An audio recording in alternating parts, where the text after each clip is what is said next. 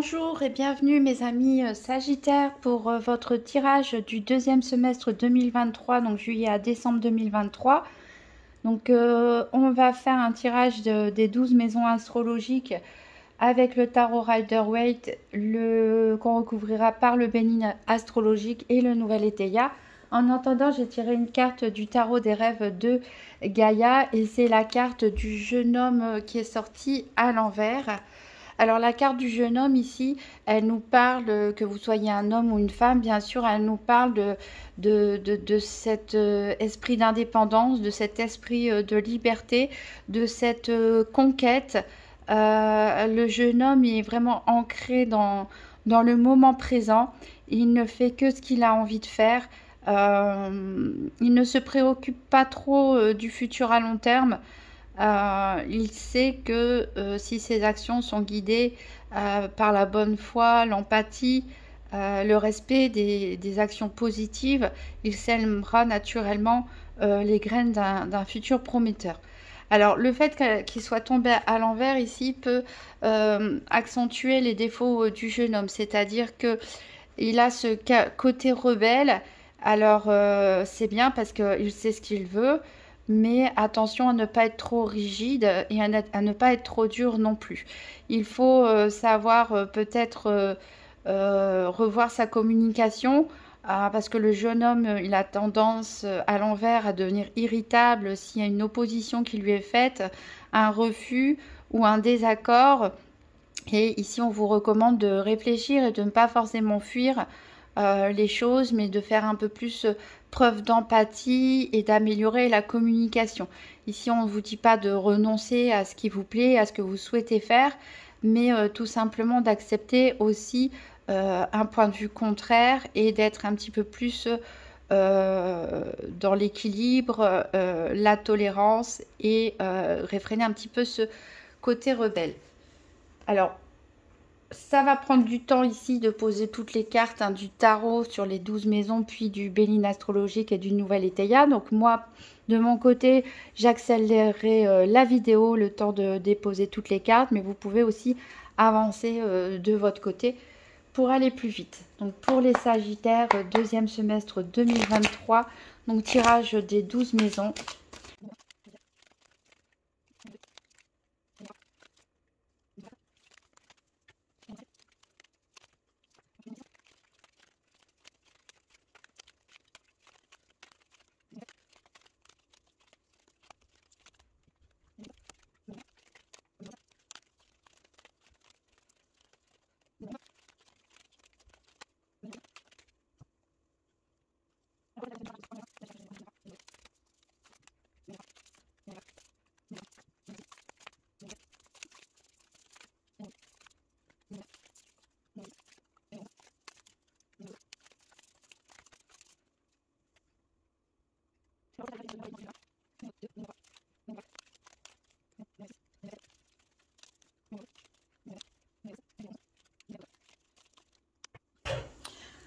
Voilà, c'est terminé. Toutes les cartes sont posées dans leurs maisons respectives.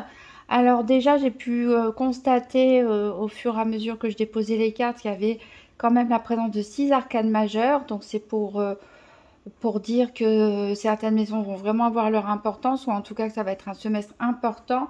Il y a aussi au niveau du Béline pas mal de Mercure, donc on parlait de communication tout à l'heure, et aussi de cartes Jupiter qui nous parle de chance, d'opportunité. Au niveau des dos de deck, ici on a l'As d'épée à l'envers qui peut nous parler justement d'un problème de communication. Peut-être que vous êtes un peu trop tranché dans vos idées et peut-être que vous pouvez parfois, pour certains, paraître un petit peu agressif ou un petit peu dur dans vos propos. D'ailleurs, on a des disputes et des désaccords derrière. Voilà. Pour le Béline astrologique, on retrouve ici avec l'étoile de l'homme cette notion de masculinité. On a tous des énergies féminines masculines en nous. Ici, on voit bien une énergie masculine qui domine ce tirage, c'est-à-dire avec sa volonté, sa détermination. Le fait d'être plutôt un côté un peu terre à terre plutôt que d'être dans l'émotion. Voilà, et il faut faire attention à ce que ce côté ici, un peu, on a la ruine et la fatalité derrière, des cartes saturniennes ici, qui peuvent un petit peu voilà, déstabiliser certaines choses. Et au niveau du nouvel étayer, on a la sévérité. Donc encore une fois, ça vous renvoie à un jugement peut-être un petit peu trop sévère vis-à-vis de vous-même ou vis-à-vis des autres ou vis-à-vis d'une situation. Ça peut nous parler de problèmes de justice ou administratifs pour d'autres. Mais bon, vous voyez, on a le succès derrière. Alors on va tout de suite aller voir la maison 12 parce que c'est la maison qui représente les épreuves et c'est elle qui va donner un peu le ton de tout le tirage. Donc moi je le dis hein, pour les personnes qui sont habituées à faire un tirage des 12 maisons, moi mes maisons je ne les pose pas là et pour aller dans ce sens là comme beaucoup le font. Moi ça fait des années que je pose mes maisons comme si c'était un cadran d'horloge, je préfère comme ça. Alors, on va voir la maison 12. Et la maison 12, elle nous parle... Alors, on a le roi de coupe. Encore une énergie masculine, mais ici, on est dans quelqu'un qui maîtrise totalement ses émotions. C'est-à-dire quelqu'un qui ne va pas forcément se laisser déborder par des crises émotionnelles. Quelqu'un qui ne va pas être... non plus hypersensible, c'est-à-dire quelqu'un qui a trouvé un juste équilibre entre ses pensées, son cœur, et qui sait réagir de manière posée. Donc ça peut être votre défi de représenter cet homme de couple, c'est-à-dire de faire preuve de bienveillance, de compassion, d'équilibre en tout cas. Ici, avec une carte de Jupiter, hein, la planète de la chance, des opportunités, on vous apporte le bonheur sur un plateau et par contre au niveau des sentiments, au niveau sentimental, il peut y avoir un peu de frivolité, donc ça c'est pas forcément négatif, hein, ça dépend ce que vous recherchez. Peut-être vous êtes célibataire et vous n'avez pas envie pour l'instant de vous engager avec quelqu'un en particulier. Après c'est à vous de voir, adapter à votre situation, mais on va avoir un tirage ici quand même à dominante positive, hein, avec peut-être de la chance et des opportunités qui se présentent. Alors on va voir avec la maison 1 où vous en êtes au niveau de votre personnalité, du climat psychologique et émotionnel, sur le moment présent, quels sont vos désirs, vos motivations, vos craintes, là au début du tirage, et on verra après avec la maison 8 comment justement va évoluer votre état d'esprit et vos ressentis. Donc là pour l'instant où vous en êtes, c'est que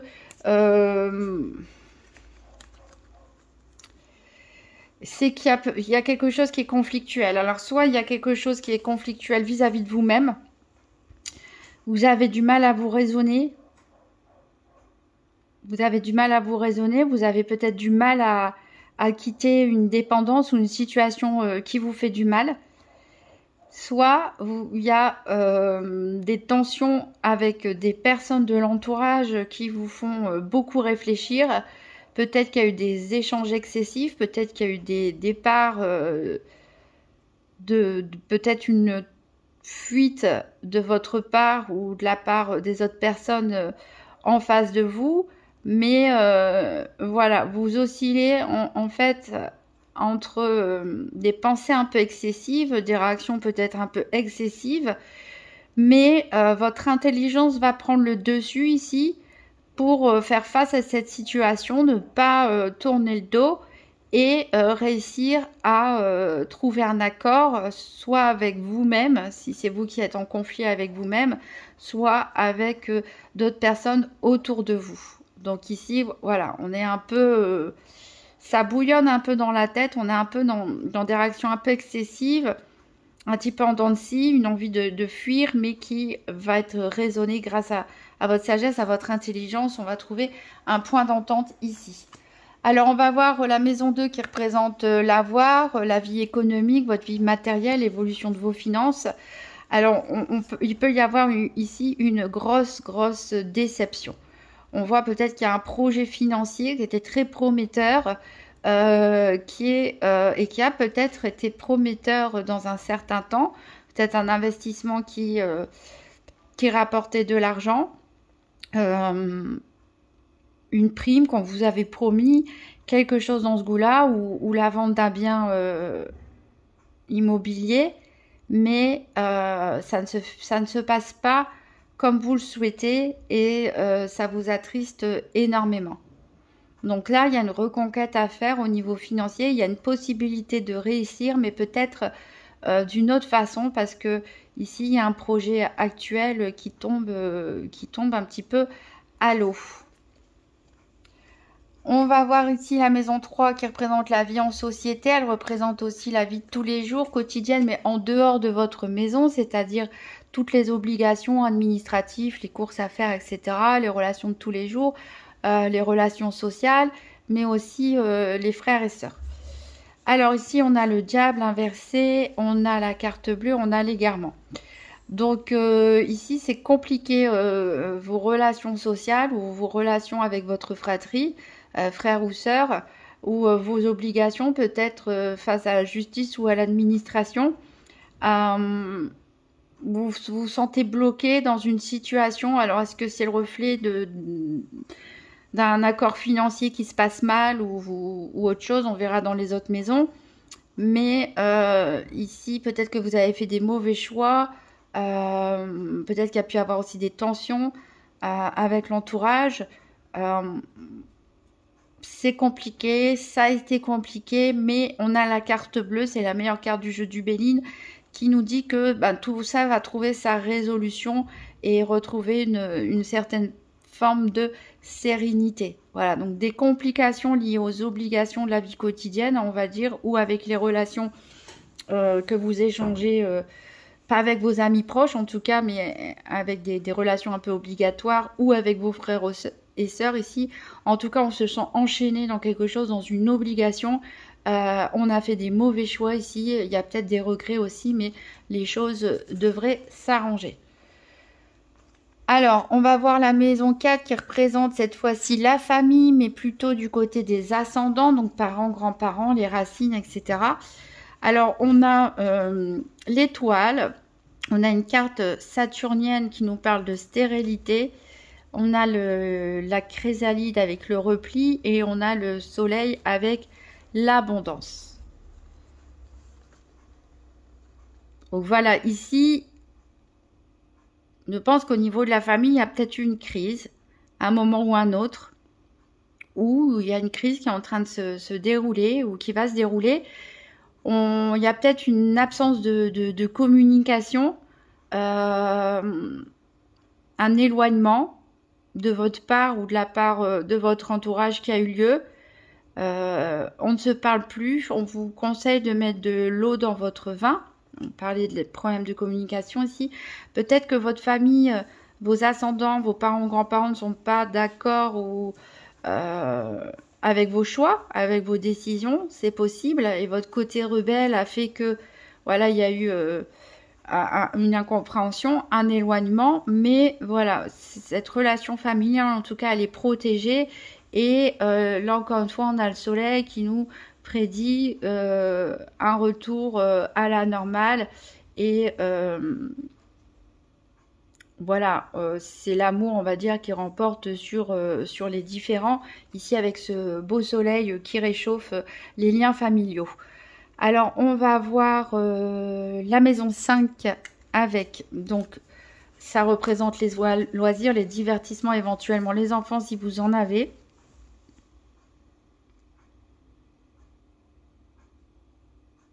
Alors, ici, avec ce 10 d'épée, on voit qu'on arrive à la fin d'un cycle.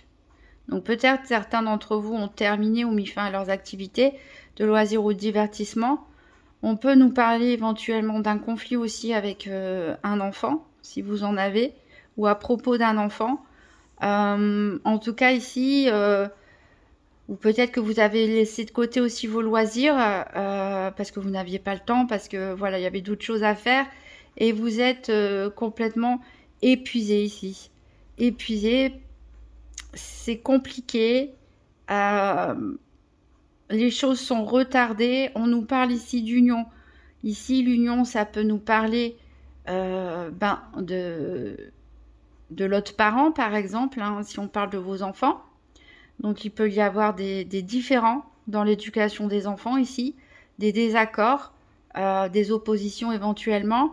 On peut nous parler aussi du fait que vous avez peut-être voulu vous inscrire à une activité de loisir ou autre et que ça n'a pas pu se faire tout de suite parce que peut-être, je sais pas, vous prévoyez de faire un sport et vous vous êtes blessé entre deux.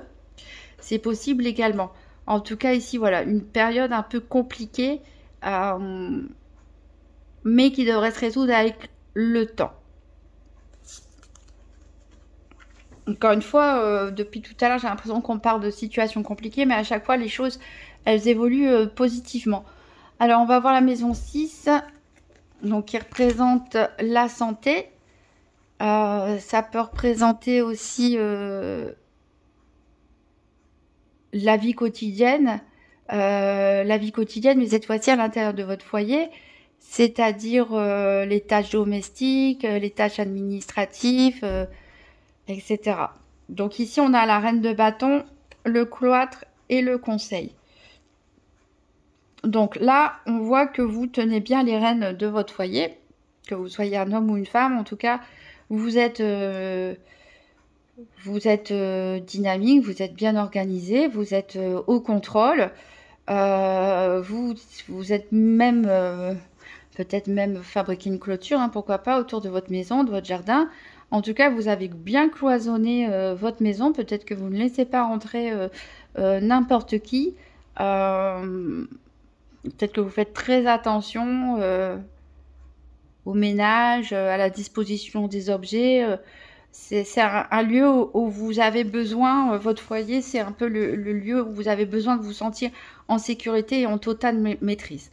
Alors ici, on nous parle de conseils, donc peut-être le fait de passer un moment un petit peu chez soi, peut-être il y en a qui sont immobilisés, hein, pour l'instant, je pense à ça avec la maison précédente, peut-être il y en a qui sont immobilisés pour l'instant ou sont bloqués et ce temps de réflexion chez soi, ça va vous permettre d'éclaircir vos idées et d'entrevoir des solutions par rapport à un problème ou de nouveaux projets d'avenir qui peuvent faire jour. En tout cas, ici, on voit vraiment que passer du temps chez vous à vous occuper de vos tâches quotidiennes, de votre foyer, ça va vraiment vous éclaircir les idées. Alors, on va voir la maison 7 qui représente l'amour, la vie affective. Donc, on a le 4 d'épée à l'envers, on a l'ermite, on a une carte mercurienne qui apporte des nouvelles, on a la rivalité et on a des contestations. Alors là, on voit que on a peut-être un repos forcé pour certains, peut-être un arrêt maladie, une petite blessure ou autre, une dépression. En tout cas, voilà, on passe du temps seul. Que vous soyez célibataire ou en couple, ici, on voit que vous vous sentez perdu. Vous vous sentez perdu, vous avez besoin de vous isoler, vous avez besoin de récupérer des forces, vous avez besoin d'y voir plus clair. Vous avez besoin de faire le point peut-être sur une situation, sur vos sentiments.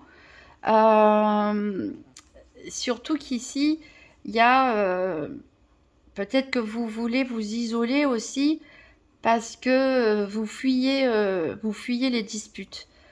Ici, ça peut me parler pour des couples qui sont en train de se séparer, pourquoi pas. On voit vraiment ici que on dispute peut-être le partage des biens, les pensions alimentaires, ce genre de choses. Il y a vraiment une opposition en face de vous. Et la communication, voilà, ça, elle n'est pas de tout repos. Et vous avez besoin de recul pour y voir plus clair, pour éclairer cette situation, voir comment vous pouvez vous sortir de tout ça. Alors c'est peut-être ça qu'on avait ici dans votre état d'esprit où on était avec des communications peut-être un peu excessives, une envie de fuir, mais où vous allez faire preuve de sagesse pour trouver un accord. Et c'est vrai que l'ermite ici, c'est une personne sage. Donc s'il y a bien quelqu'un qui peut trouver un accord dans cette situation, ici c'est l'ermite. Donc on voit ici, ça va parler plutôt à des personnes qui sont en couple ou qui viennent de se séparer ou où c'est compliqué ici. Au niveau de la communication, des partages de biens, il y a beaucoup d'échanges, il y a beaucoup d'écrits peut-être entre vous, hein, des messages, mais c'est principalement pour se disputer, pour montrer son désaccord, ses oppositions et son mécontentement par rapport à une situation financière. Alors ça peut être expliqué aussi ici le cœur brisé, ici avec la situation financière, peut-être que vous aviez un projet et que la séparation vient tout redistribuer les cartes. Alors pour les personnes qui sont en couple, pour qui tout va bien, on a besoin ici de prendre un temps de repos et de recul quand même. Peut-être de s'isoler dans son cocon de couple parce que autour de vous il peut y avoir de la rivalité. Alors est-ce que c'est des frères ou des sœurs qui vous envient, qui vous réclament des choses, qui vous reprochent des choses? Est-ce que c'est un enfant? Est-ce que c'est des collègues? Mais voilà, on a vraiment ici, comme il est noté, cette notion de rivalité autour de vous, ces communications compliquées qui vous demandent de prendre du recul pour pouvoir voir les choses plus clairement. Alors on va voir la maison 8. Donc cette fois-ci, c'est comment vous allez évoluer pendant ce semestre au niveau de votre psychologie individuelle. Alors ici, on a deux cartes de Jupiter, donc on voit quand même qu'il y a de l'optimisme ici. Il y a de l'optimisme. Vous allez retrouver un petit peu votre optimisme, donc peut-être au fur et à mesure que les différentes situations vont trouver un éclaircissement, vont se résoudre. Ça n'entache pas votre détermination en tout cas. Encore une fois, on peut être aussi dans le conflit, mais vous savez ce qui est juste, vous savez ce que vous voulez. On a parlé avec le jeune homme de la détermination et parfois un peu trop. Et de mettre un peu d'eau dans son vin, en tout cas, sans lâcher forcément ses idées, mais d'y mettre un petit peu plus les formes, d'être un peu plus le roi d'épée, qui est un peu, le roi, surtout pas le roi d'épée, mais le roi de coupe, qui est dans l'empathie, la bienveillance et l'équilibre émotionnel. C'est un peu votre challenge de ce semestre ici. On voit votre détermination, mais voilà, vous allez bénéficier en tout cas d'un coup de chance. Parce que vos valeurs, elles vont être reconnues, vos compétences vont être reconnues. Donc, vous allez vous sentir un peu pousser des ailes. Il se peut qu'il y ait un problème familial qui se résolve aussi. Comme il peut parler, ici on parle d'héritage, donc ça peut être concrètement un réel héritage que vous obtenez. Donc peut-être pour certains, ici si je reviens à la maison 3 où les finances, où on avait ce cœur brisé mais qui apporte l'élévation, c'est peut-être malheureusement voilà, un héritage d'une personne à qui vous teniez. Mais bon, là ici, il n'y a plus de tristesse, il y a plus de... On est ici maintenant fixé dans l'instant présent. Au fur et à mesure du semestre, on arrive à avoir à nouveau les pieds sur terre. De toute façon, le jeune homme, je l'ai dit, il ne vit que dans l'instant présent. Et voilà, on retrouve...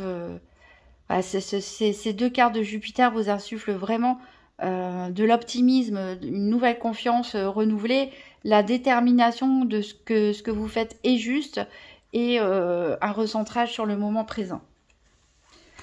Alors, on va voir la maison 9 où on a la spiritualité ou les voyages, les déplacements.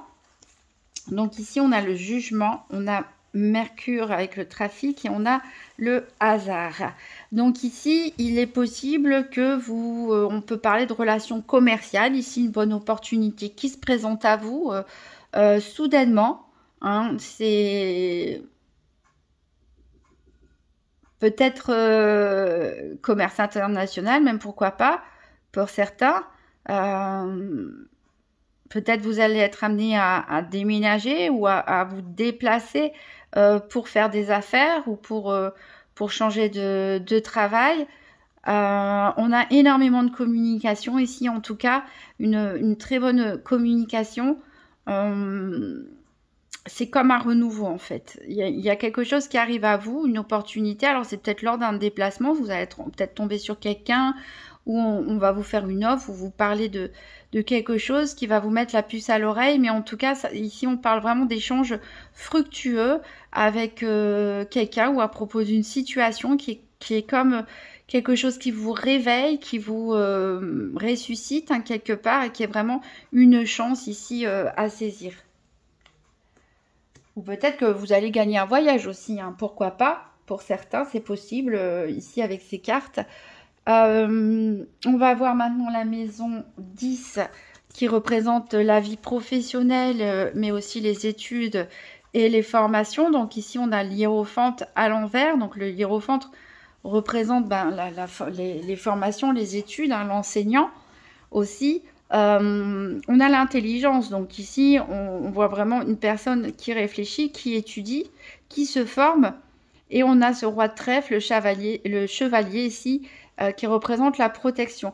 Alors peut-être que vous faites, alors pour certains c'est clairement, on nous parle d'études et de formation, hein, qui sont pas encore terminées, mais en tout cas qui sont bien parties, on va dire, si vous continuez en tout cas vos efforts.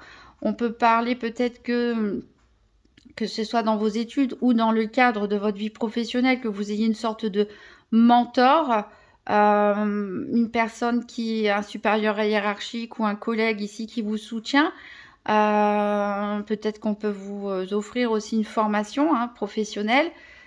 Ça peut être vous aussi qui tenez une sorte de rôle de mentor hein, ici, où c'est en tout cas c'est l'intelligence, c'est les idées, c'est la réflexion analytique qui va l'emporter ici sur un côté un peu mystique ou spirituel. En tout cas, on est là pour cadrer, on est là pour enseigner ou on est là pour apprendre.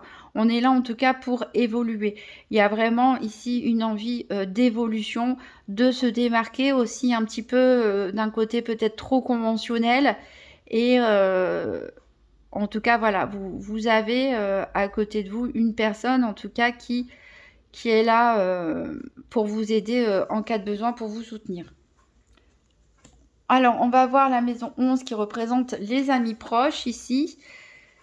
Donc, on a le chariot renversé, on a le départ et on a l'accident et on a l'hostilité.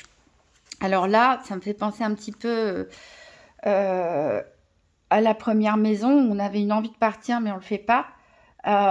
Il se peut que votre état d'esprit aussi, pour certains en début de tirage, soit perturbé à cause d'une relation amicale décevante ou avec qui il y a pu y avoir un conflit, un très gros conflit en tout cas, au point que on a un échec total ici de la relation. On a perdu quoi quelque part, on perd un ami ou une amie. Voilà, c'est pas trop quoi dire de plus là-dessus parce que c'est vrai que voilà, il y a le départ, l'hostilité, le chariot est à l'envers, donc on voit que les choses sont complètement bloquées, tout mouvement est bloqué à part le mouvement de fuite. Est-ce que c'est vous qui partez? Est-ce que c'est les ou la personne en face qui part? En tout cas, ça a pu être violent, peut-être dans les mots échangés, une grosse forme d'hostilité, d'agressivité ici. On arrive à un point de rupture. Hein. On arrive à un point de rupture totale où il s'est passé un événement brutal qui est venu s'immiscer dans votre relation amicale et qui a fait que il n'y a pas de retour possible en arrière malheureusement. En tout cas, bon, ça ne parle pas de tous vos amis hein, bien sûr, mais voilà, d'une situation bien particulière ici. Voilà, donc on a un tirage où il y a quand même des situations assez particulières, mais il y a une bonne évolution, en tout cas dans votre état d'esprit. Il y a une bonne évolution dans l'avancement des événements. Hein. Vaut mieux partir du négatif et d'avancer vers le positif. Voilà, c'est tout ce que j'ai à vous dire, mes amis Sagittaires, pour ce deuxième semestre. Donc, faites attention à vos interactions, à votre façon d'échanger, hein. Ne changez pas qui vous êtes, faites juste attention, voilà, aux échanges. Mais je pense que les bonnes décisions, de toute façon, vont être prises par vous, tout simplement, hein, et que derrière, on retrouve vraiment un ancrage dans le moment présent, une détermination, en tout cas une volonté d'aller de l'avant. On va prendre une carte, un petit dernier message, vive les principes Toltec au quotidien. Donc, c'est inspiré du livre des 4 accords Toltec. C'est un livre voilà, qui détaille 4 principes importants en fait pour réussir à bien vivre avec soi-même et avec les autres, hein, je dirais. Alors, donc les Sagittaires, un message pour le deuxième semestre 2023. Quels principes Toltec doivent-ils développer pour passer ce deuxième semestre? Oh mince, c'est tombé là.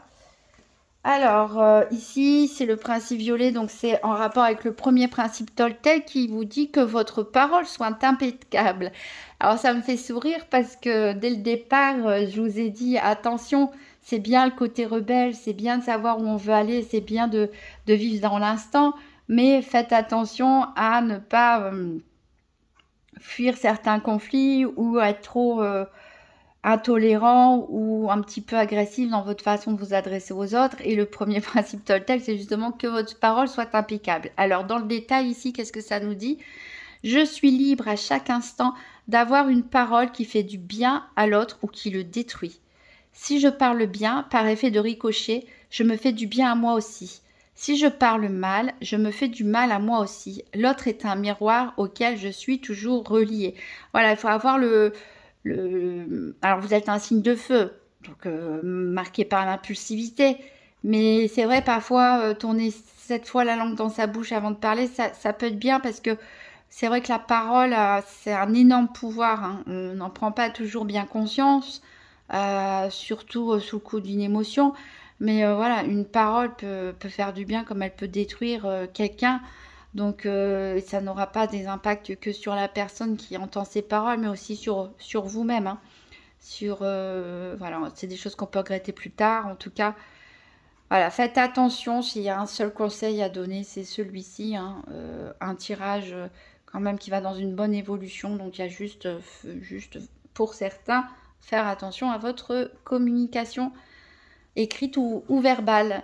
Voilà mes amis Sagittaires, je vous souhaite un très bon semestre, dernier semestre 2023, hein, et je vous dis à très bientôt.